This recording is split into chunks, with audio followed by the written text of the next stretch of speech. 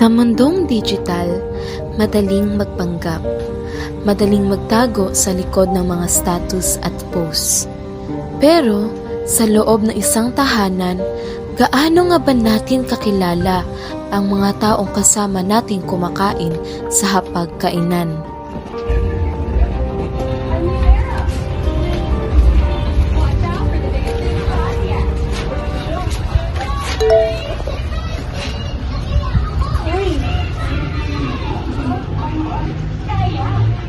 Confirm! Buntis nga! Sinasabi ko na nga ba eh!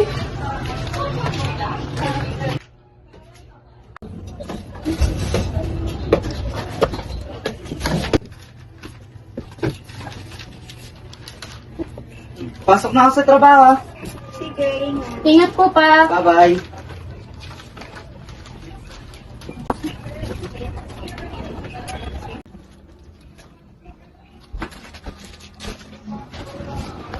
Oh, Jennifer!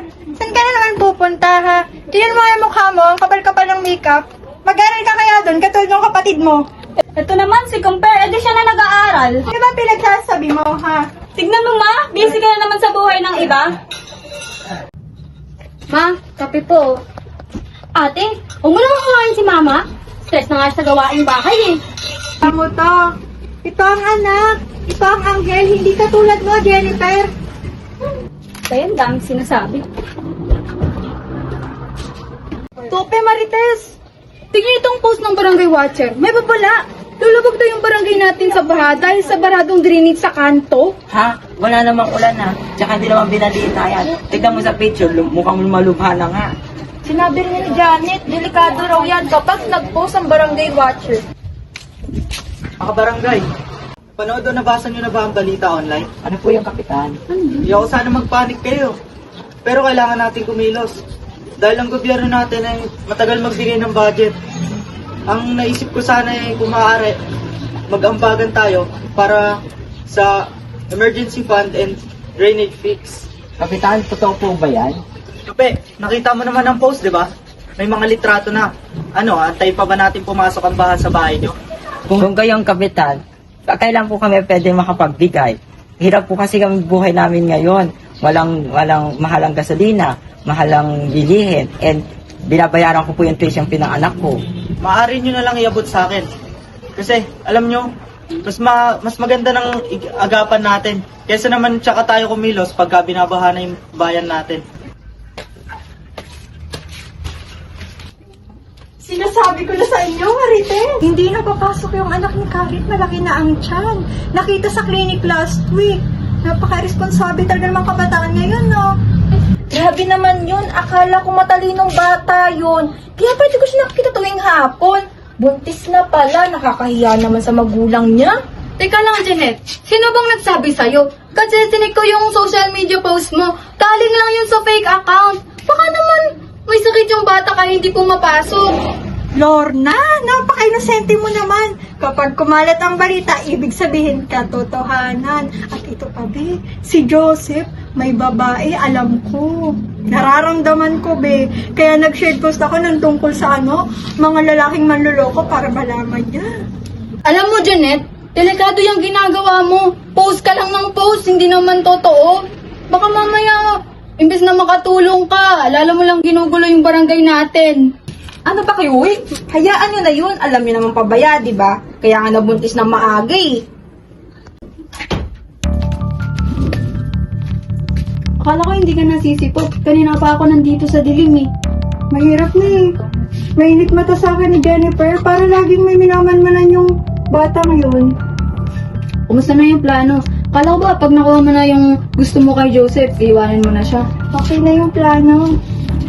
Nasiraan ko na siya sa barangay. Tsaka nag-post na din ako na may kabit siya. Galing mo talaga. Ginamit mo yung sarili mong asawa para magmukha kang santo. Naman. Siguraduhin mo na, hindi tayo mahuhuli ha. Ayaw kong masira sa dumi ng pamilya ninyo. Janet! Paliwanag ka nga! Kaninong bata to? Sinong lalaking nilalandi nitong anak mo sa labas? Anak ko? Bakit, Joseph? Kailan ka na huging-huling ama? Ha? Di ba busy ka sa pang-scam sa barangay natin? Yung pera ni Tupe, nasaan na? Pinasugal mo na ba? Pera ko yun, Janet, ha? Pinaghirapan ko yon. Paano ba? Bitawan mo siya! Naririnig kayo sa labas ng nakakahiya na! Ikaw, Jennifer, pagsabihan mo tong nanay mo, ha? Pagsabihan, ang alin, na may lalaki siya? Nung night shift mo sa trabaho, ma, nakita ko kayo ng lalaki mo. Hinalikan ka pa nga, di ba? Ano, Janet? Totoo ba to? Huwag ka lang magmalinis pa.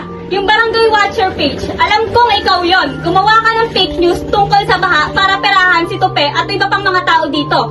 Para saan? Para sa pambayad ng utang mo, di ba? Nagsasabi mo, wala kang ebidensya. Nakalagin dito yung account mo pa. O ano, Janice?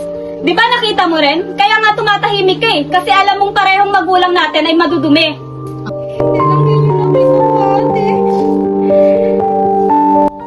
Anak, huwag ka makinig sa ate mo. Ganun lang yan. Ma! Tama na! Yung blind item na pinost mo tungkol sa anak ni Karen na buntis na pinagpepesan niyo ni Aling Marites. Ano naman? O yun eh. Alam ko, alam mo na ako yun. Ginawa mo lang yung chismis na iba para hindi ka mapahiya sa mga kamag-anak natin, para hindi ka mapahiya sa mga kabarangay natin. Pero alam ko sa loob mo, sinusuka mo na ako, ikinamamahiya mo na ako. O ano, tignan niyo muna yung mga sarili niyo, isang magnanakaw, isang mapagpanggap, at isang inang handang sirain ang anak sa social media para lang may mapag-usapan. Justice? Wala niyan sa bahay na to. Joseph, patumpakan. May wanat kapalas kami laban sa'yo. Ano? Para saan? Nagkakamali kayo. Kapitan ako dito.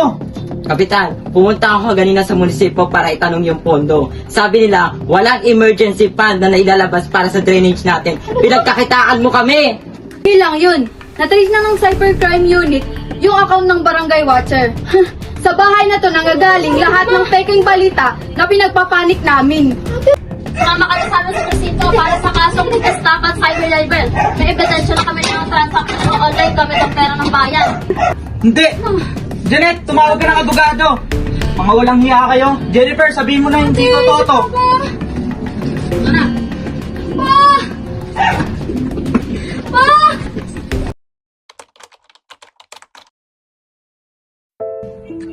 Sa huli, tayo ang arkitekto ng sarili nating pagkawasak.